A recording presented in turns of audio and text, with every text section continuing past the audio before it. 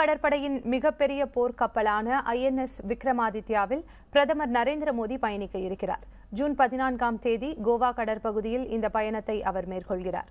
விமானங்களை தாங்கிச் செல்லும் இந்த INS விக்ரமாதித்யா கப்பல் கடந்த ஆண்டு இந்திய கடற்படையில் இணைக்கப்பட்ட போதும் வரும் 14ஆம் தேதிதான் பிரதமர் நரேந்திர மோடி அதனை நாட்டிற்கு அர்ப்பணிக்கிறார்.